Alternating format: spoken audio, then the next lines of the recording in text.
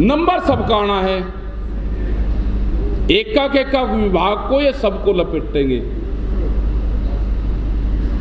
एक सिस्टम को।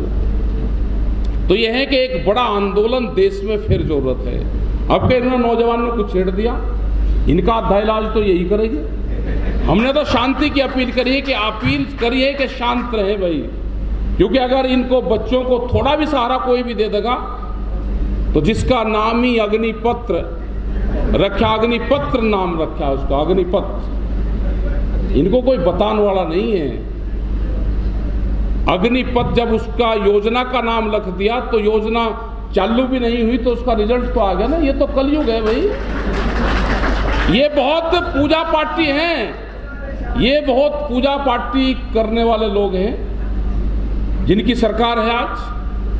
हमने भी कहा कि पूजा पाठ करने वाले लोग हैं, लेकिन ये कौन से वाले हैं?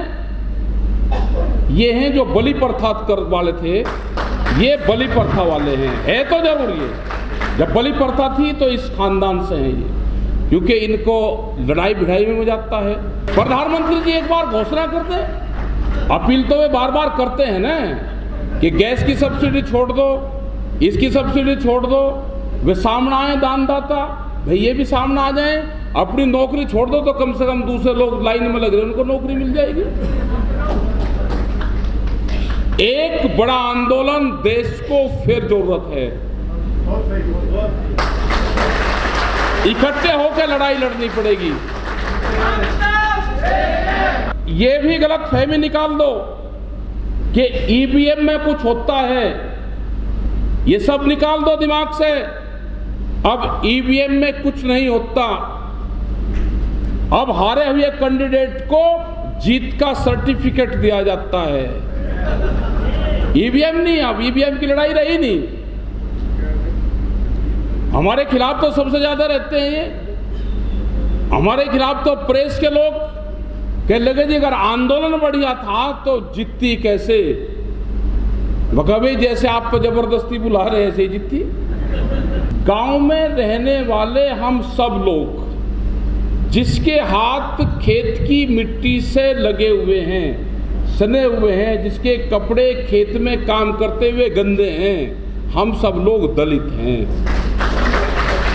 आप जाओ खेत में काम करके, वही खेत के कपड़े पहन के, मिट्टी हाथ में लगी होगी आपके।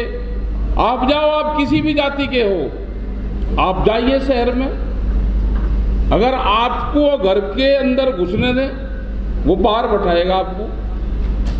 तो शहर वालों के लिए, बड़े लोगों के लिए हम सब दलित हैं। तो दलित कोई अपवाद नहीं है, दलित वो है जो गांव में काम करता है, खेत में काम करता है, अपनी शारीरिक मेहनत करता है। और यहाँ पे हमारे भंते महाराज जी हैं और इनका बड़ा योगदान आंदोलन में रहा। अपने टेंट लगा के, झूपड़ी में रह के जो संत महात्मा करते हैं वही भंते जी ने वहां पे किया। सड़क पे लौटना और कई कई महीने तक, क्योंकि वहां कोई जातियां नहीं थी, वहां कोई बिरादरी नहीं थी। वहां था कि सरकार जो पॉलिसी लेकर आई है उस पॉलिसी के खिलाफ वो आंदोलन था और उसमें सभी लोगों का सहयोग रहा। डॉक्टर रुद्रराज जी वहां पे बहुत बार गए, एक बार नहीं मतलब बहुत बार गए। जब भी बुलाते थे, कोई प्रोग्राम होता जब जाते थे, इनके टेंट वहां पे लगे हुए थे, वहां जाते थे, बैठ के बातचीत करते थे। और डॉक्टर साहब से संबंध आज का नहीं है, बहुत पुराना टिकैत साहब के टाइम से इनसे संबंध रहा है। इन्होंने सामाजिक लड़ाइयां लड़ी और जो दबे कुचले लोग थे उनको उठाने का प्रयास किया। कभी भी किसान आंदोलन हुए तो उसमें भी आते थे, मंच पे भी बहुत बार आए, अपनी बेबाकी से अपनी बात रखी। और जहां तक एक सवाल आता है कि दलित समाज आपको दलित समाज की परिभाषा नहीं पता। दलित समाज एक जाति का नहीं है। गांव का किसान, गांव का भूमिहीन किसान, जो गांव में जिसको मजदूर कहते हैं, जिसके पास जमीन नहीं है, गांव में जिसके पास में जमीन है वो किसी भी जाति धर्म का है, जब वो शहर में आता है नौकरी के लिए, फैक्ट्री में काम करता है तो वो मजदूर कहलाता है, लेकिन वो देश का निर्माणदाता है। उसके अलग अलग नाम आपको मिलेंगे। जैसे ही उसकी फॉर्म चेंज होगी उसके नाम बदल जाएंगे। तो जातियों का, धर्म का तो खेल रहा ही नहीं देश में। अब तो जो ये आपने जो मुद्दे लिखे हैं, डॉक्टर साहब ने बहुत चुनिंदा मुद्दे लिखे हैं। अब तो ये आरक्षण वाला सिस्टम, जो आंदोलन करते थे वो कोई भी किसी जाति का आरक्षण जिसको मिला हुआ है वो धीरे धीरे खत्म हो जाएगा। सरकार को करना भी कुछ नहीं पड़ा और आरक्षण भी खत्म होगा, सबको एक ही लाइन में लगा दिया। निजीकरण जहां होगा तो वहां आरक्षण है क्या? सरकारी या नौकरी खत्म। जो आरक्षण मिलता था, जो हमारे लोग, गांव के लोग जो बहुत गरीब आदमी थे, जिनके पास में कुछ साधन नहीं था, आरक्षण की सुविधाएं मिल गई तो उनके परिवार चल गए। जो भूमिहीन किसान थे, जो मजदूर थे, उनका उद्धार हो गया, वे शहर में आ गए, उन्हें दूसरे लोगों को और को ले आए, आरक्षण का लाभ मिला तो उनको लाभ मिल गया। लेकिन अब धीरे धीरे वो व्यवस्था खत्म होती जा रही है। अभी जो ये इशू चला हुआ है, जो भारत सरकार एक नई पॉलिसी लेकर आई कि 4 साल नौकरी करो, रिटायरमेंट आपको मिलेगा, बहुत उज्जवल भविष्य देश के नौजवानों के सामने रखा, उसका प्रचार प्रसार कर रहे हैं। जो हमारे नेता है बहुत, जो मिलिट्री में जिन्होंने नौकरी करी, अगर उनको 6 महीने पहले रिटायरमेंट कर दिया तो वो कोर्ट में गए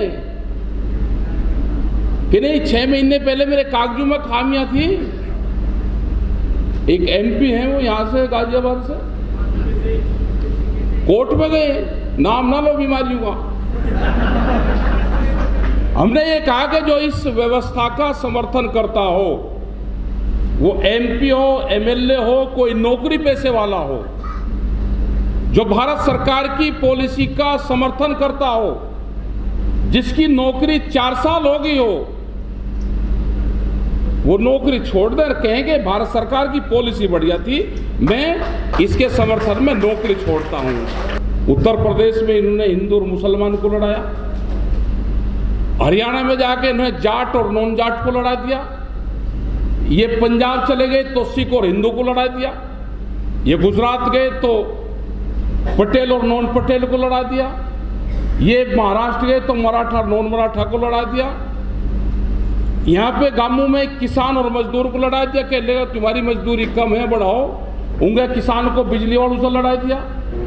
हमने कहा भाई ये किस तरह की सरकार है जो तोड़ फोड़ और लड़ाई भिड़ाई में विश्वास रखे, मतलब कोई छोड़ा ही नहीं जिसको लड़ाई भिड़ाई ना करी, जातियों को लड़ा दिया आपस में।